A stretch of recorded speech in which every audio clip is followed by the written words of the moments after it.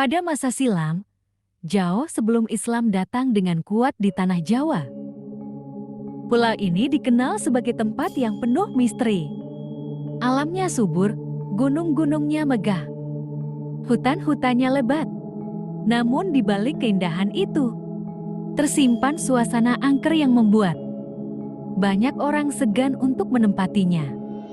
Masyarakat kala itu percaya tanah Jawa dihuni oleh bangsa gaib, jin, lelembut, dan makhluk halus yang jumlahnya tidak terhitung.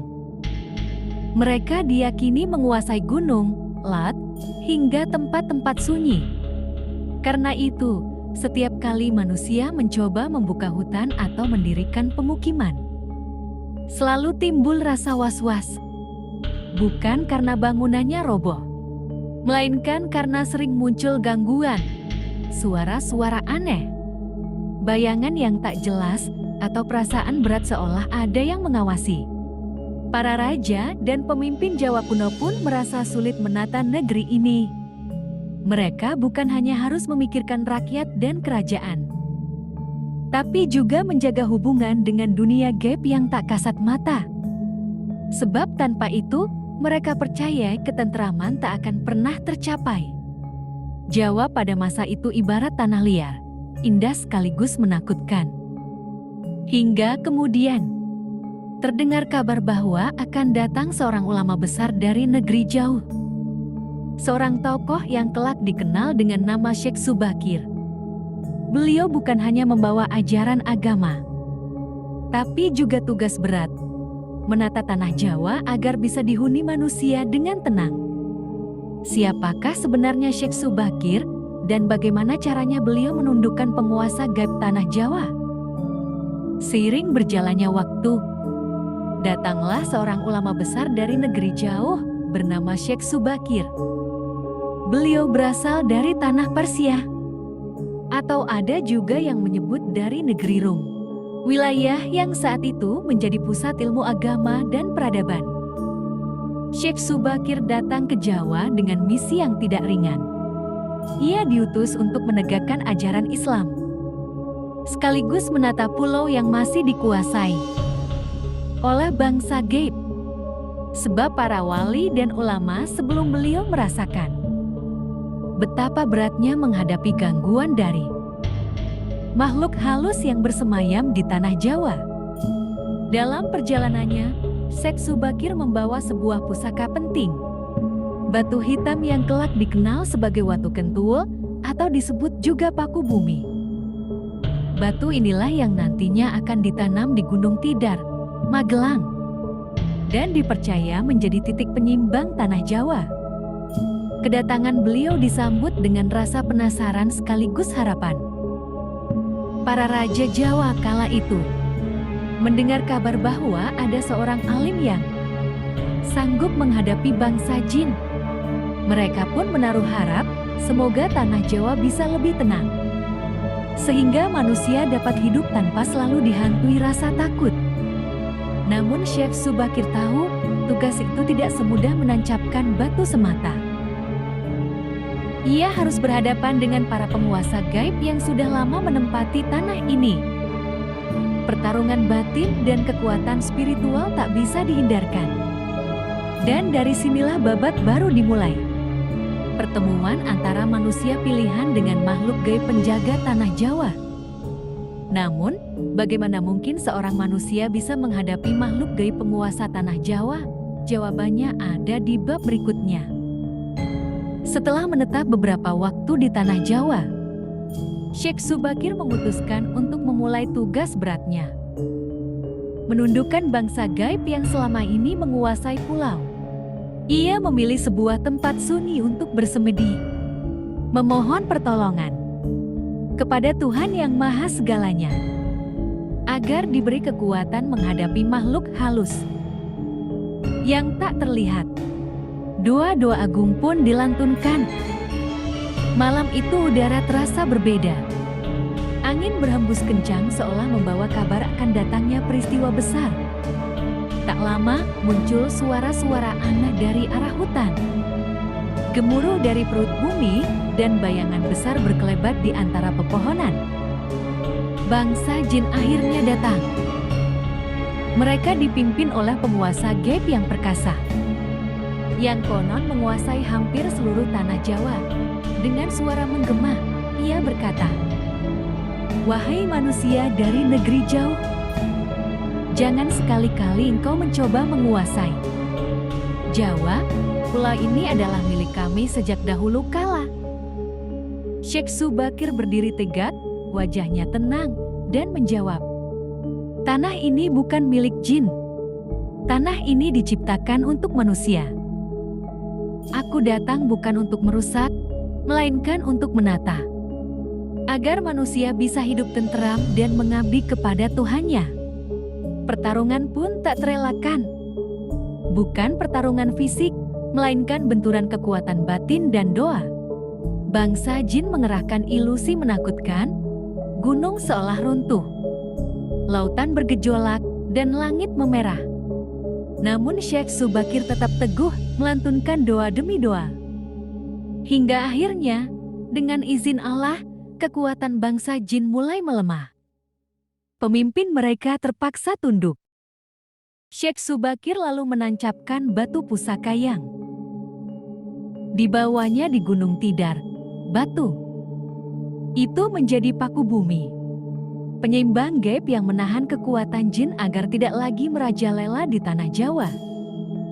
Sejak saat itu, bangsa jin berjanji untuk pergi menjauh. Sebagian menuju laut selatan, sebagian menyingkir ke puncak gunung, sebagian lagi kembali ke alam tak terlihat. Pulau Jawa pun menjadi lebih tenang, dan manusia bisa mulai menata kehidupannya dengan damai. Namun, meski bangsa jin telah terusir, Syekh Subakir tahu tanah Jawa tetap memerlukan penjaga. Penjaga yang bisa menyatukan dunia nyata dengan dunia gaib, agar keseimbangan tetap terjaga. Di balik kisah Syekh Subakir dan Kiai Semar, masyarakat Jawa juga mengenal satu nama yang jarang dibicarakan, namun menyimpan misteri besar, Kiai Sepanjang. Sebagian orang meyakini bahwa Kiai Sepanjang adalah sebuah pusaka sakti berbentuk tombak panjang. Pusaka itu diwariskan dari raja ke raja, menjadi simbol kekuatan dan penjaga negeri. Namun ada pula yang percaya, Kiai Sepanjang bukan sekadar benda.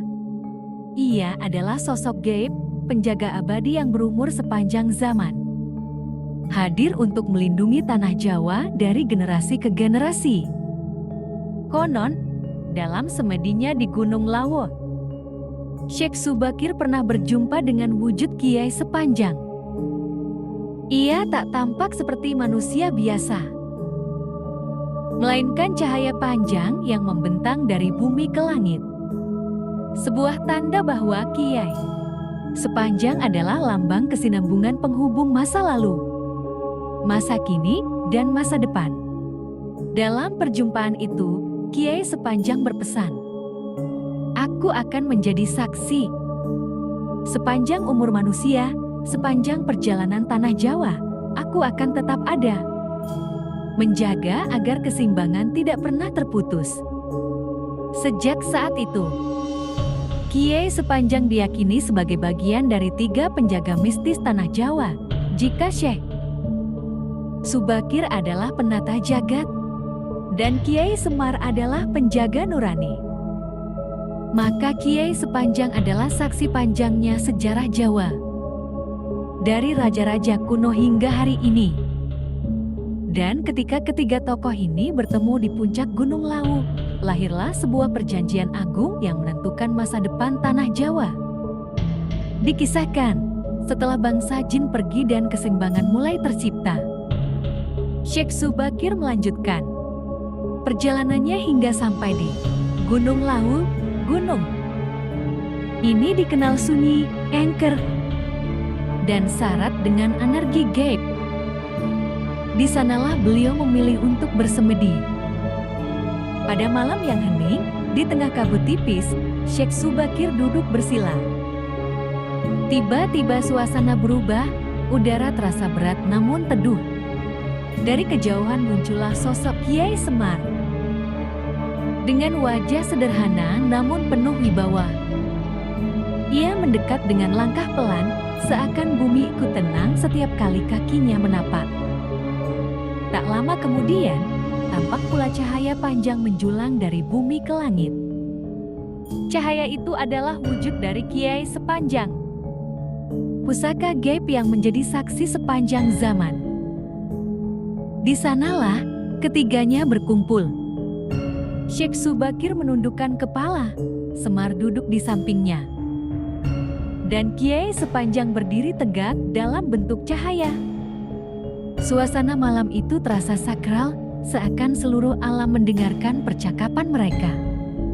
Semar berkata dengan suara teduh, "Wahai Syekh, engkau menjaga cahaya dari langit.